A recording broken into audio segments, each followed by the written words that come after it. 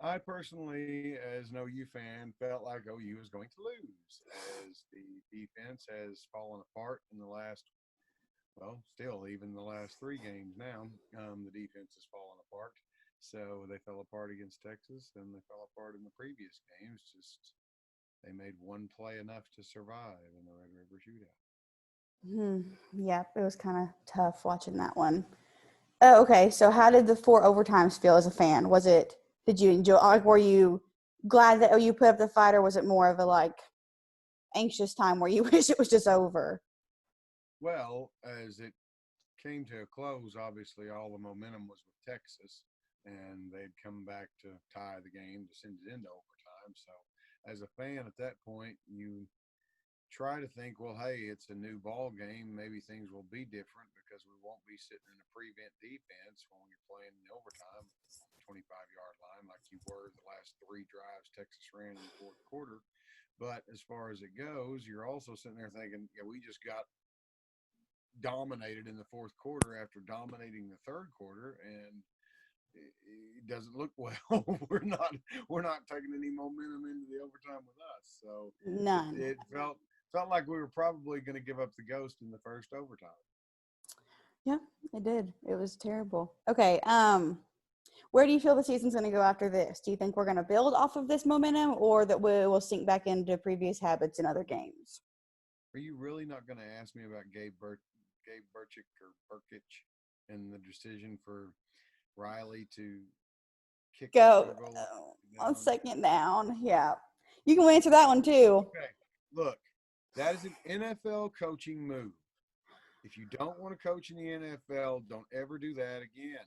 Because I'm telling you, the NFL will stand for not for long when you're making choices like that. But you have Burkich, who was obviously, he was the man last year. Missed that big long one at the end of the half there against Iowa State, wasn't it? I think, Yep. for his first miss, but it was a 50, 3-yarder or something. So okay, but still in all, I told you at the beginning of overtime, you stick that sucker in the end zone. You go get six right here. I think I told your mom actually. I Yeah. was like, you do not want to leave this in the hands of your kicker. You want to go get six. I don't care if they didn't score at all. I don't care. I don't care. Go get six. Stick it in the end zone right here. Don't leave it on anybody. Make it be the whole team's thing. And talking about that, do you think that Lincoln has made some questionable calls in the last games that kind of led to his, overcompensation feeling right there, that he needed to do that on second down just to get out of the game? Well, I think sometimes as a young head coach, he does outthink himself. Um, I think punting on fourth down against Kansas State, or sorry, against Iowa State was a massive faux pas. Um, and then I don't know, as a head coach, you've got to see your defense. And if you look at, I mean, the third quarter against Texas, and then you look at the fourth quarter against Texas, I mean, the defense was running a totally different scheme, and I don't care. At that point, I'd be like, I don't care.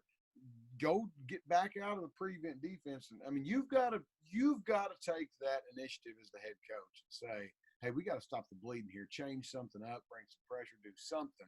But yeah, I think as far as it goes, he hasn't really taken the reins and said it's all on me and I'm making every decision. You hire a guy like Alex Grinch hoping that he can, but when you see your defense just look disheveled the last 2 weeks, and then you come to Texas and play pretty well up through three quarters on defense, and then you just, like I said, change your whole entire defensive philosophy and the entire scope of the game and momentum of the game changes as well. So you've got to be, as a head coach, you've got to come in and take that initiative, make that call yourself, and tell your DC, hey, dude, no more of this prevent stuff. We're going back to straight up what we were doing before. Let's put pressure on him and let's go do what we've been doing to win this game. Right, right. Okay. Do you feel regarding the run game? I feel, in my opinion, I feel like we were trying to do way too much with the ball, and we were having a lot of success on the ground. Why do you feel, as a fan, that you wish Lincoln would have ran the ball more throughout the game? And do you think it would have had a different outcome? Against Texas? Yes. Yeah, well, I mean, like the Stogner pass, that fell incomplete on that third down that was big where they were talking about he should have ran it. I think that was against K-State, actually, wasn't it? I think it was. Yeah. Yeah. That's well. I mean, at that game, the run game was doing nothing. In the last two games before Texas, the run game had really not done much. And for some reason or another, Iowa State and Kansas State just play lights out defense against us. I don't know why, but they do. But then you come into Texas, and I just felt like Pledger. I don't know. He ran different too. Pledger did. He ran more north south. He quit trying to get edges and things like that. He's a small guy, so I get it not wanting to get in there amongst the trees, but still. But no, I mean the run game was real effective against Texas all day long, and it hadn't been, so it was kind of a surprise to see it. But I mean, I think in the end, you've got to run the football some when you have the lead, but you can't just drop out of your offense either. Right, right. Okay, and there was some stats that I'd read a couple of days back. We had a bye week. It's been a couple of weeks or so since we've watched a game, but we had the ball for over 30 minutes, like complete total offense. There was one offensive drive. We had the ball for over 10 minutes. And I mean, do you think that played a crucial role in, beating down Texas's defense and kind of led us a little bit of momentum into overtime or the 4 overtimes? Well, I mean, obviously, we've seen the reverse side of that, score fast and your defense be on the field even when you're scoring and just be exhausted to the end of the game. It turns into a shootout because your defense is just smoked, And so as far as it goes, yeah, time of possession and turnovers in a game like the Texas game is always going to be huge factors. I don't care. If you control the ball and you control the turnovers, you'll likely win the football game. So even though Rattler did have a couple missteps and an interception late in the game in third quarter, how do you feel that how has he progressed in your eyes from the first game to now? Well, from the first game, it's hard to say because the first game was against a junior varsity team, so it's not really comparable in that aspect of it. First game, obviously, it looks like a All-American against Missouri State, right? Just flinging it all over. But obviously, I mean, we've talked about it. I'm not about to put the two losses on him. You can't. If you do that, you don't know football. I can promise you. The defense has just been atrocious and not creating turnovers. That was the one thing they did against Texas. I mean, obviously the interception at the end of the game by Trey Brown seals it, but they've preached and preached about needing to create turnovers, and it hasn't happened last year or this year. But the Texas game, I believe there was a fumble and an interception that we got, which wound up tying the turnover margin up. I think they had 2 and we had 2, I think.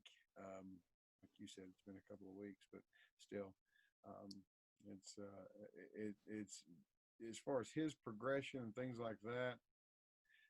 He's a freshman. I don't care how big of a recruit he is, how many stars are next to his name. He's gonna make some mistakes. There's gonna be coaches that have a good enough defense to fool him into making mistakes. But as far as it goes, his progression and leadership. I mean, we talked about him running the football against Texas. It was. I thought he did really well. I don't have a problem with that kid. I feel like his progress is right on track. And poor kid, it's almost not fair. And when you bring him in after Baker Mayfield, after Kyler Murray, after Jalen Hurts, and you expect him to be this senior veteran who's had so much of experience and brings that edge and level of success to Oklahoma, and he's just not at that level yet. And there's a lot of people who don't realize that he is literally a 20-year-old kid. Well, and 2, you look at the last 3 guys that have come in. Baker was a different kind of leader as far as he was vocal and outgoing and, would just do anything to get his guys hyped and pumped and that kind of thing. Kyler was quiet. He didn't say a whole lot as far as it goes, just kind of let his play do his talking, and that's kind of how he did it. Obviously, you bring in a guy like Jalen Hurts from Alabama, a 5th-year senior who is just a leader among leaders, and you have 3 guys right in a row who obviously way different styles, but in the end, you want the ball in those guys' hands. You want those dudes making the plays and making the decisions that are going to basically sway the ball game one way or the other. And right now, I don't think Oklahoma has that period. anywhere on the field. They don't feel confident in that. And you can't expect a redshirt freshman to step in and be that leader. I think the kid's done really well in the role that he's taken. But, I mean, you need guys like, Rambo and Humphrey and Jeremiah Hall and Braden Willis and guys that have been there and made plays and are proven players to be the ones out there picking guys up. You always want your quarterback to be a leader, but you can't lean on him this year and expect that to be the case. I think the kid is going to be a leader. He says all the right things. He says them in the right way.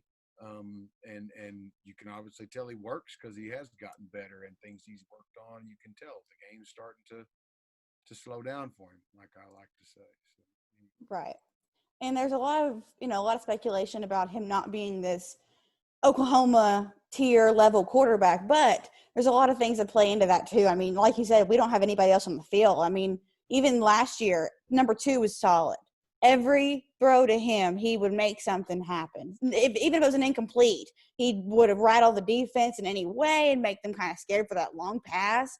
He would do that. I mean, you had Kenneth Murray on the defensive side of the ball who really would just rally the defense together when they needed that big third down stop. And you had Neville Gallimore who was just a beast on that defensive side of the ball. I mean, and now you just don't have those leaders anymore. And there's a lot of pressure on Rattler for that, which I think is really unwarranted because the poor kid, he's my age. He's 19, 20 years old and out there expecting to go play against 22 and 23-year-old men. I mean. Well, that's football, and that's the way it goes, and that's what you have to do as far as it goes, but especially at that level.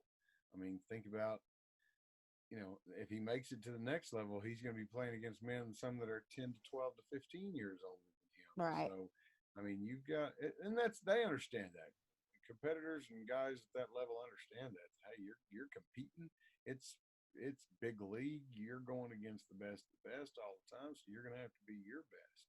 And Rattler as a young guy, like I said, I feel like he's taken on that role. I feel like what you're talking about, especially on the defensive side of the ball, losing 2 guys in your front 7 in the NFL in the Big 12 is not easy to do. And the suspensions with Ronnie Perkins up front, I feel like that's been huge because he was the only guy that was really what I would consider a true pass rusher last year.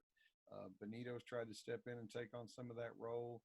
The young stripling kid, 33, he's tried to, but physically he's just not Ronnie Perkins. No. I mean, that's the difference. And, that's the same thing with Gallimore going. Oklahoma's defense hasn't been good since Oklahoma had a dominant defensive line. Mm-hmm. That's when Oklahoma's defense was good. And that's what every defense is built around. If you don't have a good defensive line, if you can't get pass rush, and you can't stop the run, your defense is going to struggle. I don't care who you are. So, and I mean, nobody wants to be the big guy up front, but I promise you, if nobody's going to be the big guys up front, we see it down here on Friday nights. If you ain't got no big guys up front, you ain't going to have much success. And I mean, and you're not giving your younger kids a chance, and you're leaving people in there like Bradley Hiles who just continuously make each mistake. And I mean, I feel like there's never any repercussions or any urgency to play that position to the best of their ability because they feel like there's no one else who will take their place, or they feel like the coaches won't do anything about it, or I don't know. What do you feel about that? Well, it's kind of like I heard somebody say, since these guys that are starting in the defensive backfield have been here, Oklahoma has recruited about 16 defensive backs. I can't fathom that these other kids can't be better than what especially 44 and 10 have shown this year. And I really liked Pat Fields last year, but he has just been a penalty machine this year. But, you can't have your hands all over receivers in college. This isn't the NFL. They're not going to allow things like that. You can't do it. And as far as it goes, those are the guys who you would think would be able to step up and lead, but they're not making any plays. And if you don't make plays, guys aren't going to trust you to lead. You just won't. So, you can't be the guy on the bench over there going, "You got it. We're going to win this game." But no, it's got to be a dude that people can follow into the trenches and will believe in when they say something. And I mean, and if you're going to show that out there on the field, good coaches are going to target you. I mean, they're going to be like, yeah, throw the ball to our number 1 guy every time if that kid's on him because it's going to be pass interference or a catch no matter what. I mean, I mean, why wouldn't you do that?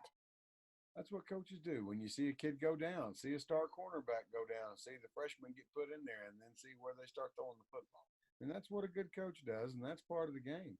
But as far as it goes, you've also got to be able to have some fear of there's a guy that's pushing me. At Oklahoma, there ought to be somebody pushing you. We ought to have good enough guys behind these guys that's pushing them. Mm-hmm. So that's my thing. We ought to have good enough players that if these guys aren't, I mean, that's what they say. We don't rebuild, we reload. Well, we're reloading with blanks, it looks like, because we ain't got nobody. No. I don't know. All right. So, how do you feel the season's going to come after this? Do you think OU's going to build off the momentum, or we're going to fall back into just the lackadaisical defense, especially with an 11 o'clock kick this weekend against TCU? Well, I mean, what is that? I mean, 1, 2, 3, 4, 5. So you're a third of the way through your conference season, and you're 1-2 in conference. I mean, at this point in time, you're figuring that if you want a 3 or 5, 6-peat, whatever, 5, 6-peat now, so we got 5 in a row, 5 conference titles in a row, right? Yep. So if you want 6 in a row, it's going to, and I mean, this is so much old adage as it goes, but you got the next 2 games on the road at TCU, which is always tough, and at Tech, which is always a tough place for OU to play. Then you do get to come back to Kansas, but you got to go 3-0 in the next 3 games, and then you got to get ready to play Oklahoma State on the 21st of November at home. And that's where you've got to be sitting. Literally, if OU is not sitting at 4-2 at that point, they're not. They're done. They can't lose another ball game, period, in conference. And they really need to get some help. They're going to have to hope to get some help on Oklahoma State. I mean, I don't know what the Cowboys' schedule is between now and then, but sure would be nice for somebody to step up and bump them off. What do you think about these next 2 road games? You can't stub your toe on the road in these next 2. And you do, like I said, get to come home and have almost a bye week against KU, and then you do have a bye week, before that Oklahoma State game. So this next 3-game run here to that bye week before Oklahoma State is huge. All right, last question regarding the Big 12 championship game if we get there. Do you think there's been so many people that are just, especially OSU fans? I mean, I know a lot of them since they go to school there, and I'm at OU, but they are super looking forward to kicking OU's butt and thinking it will be a big blowout at the Big 12 championship game. Do you think that OU is just going to get mauled right over by OSU if we keep playing like we're playing, or do you think that it'll actually be a game? No. No, you think it'll be a game? Yeah, no, they ain't going to beat us. Because it is at home this year, so we do have that advantage. Right, but we can't own a full stadium where we get to give them grief like they gave us last year. They need to let that stuff go another year around too, where we actually get to have a home game. No, I know. No, I mean, look, I'm sorry. They might. They're probably. I mean, they've got a lot more as far as it goes on paper than we do right now. But here's my thing too. I'm sorry, but once Ramondre Stevenson comes back, I'll take our running backs against theirs all day long. And as far as the quarterback play, look, those quarterbacks for Oklahoma State haven't impressed me any more than Rattler has. Wide receiver, Tylan Wallace is tough. So, what happened?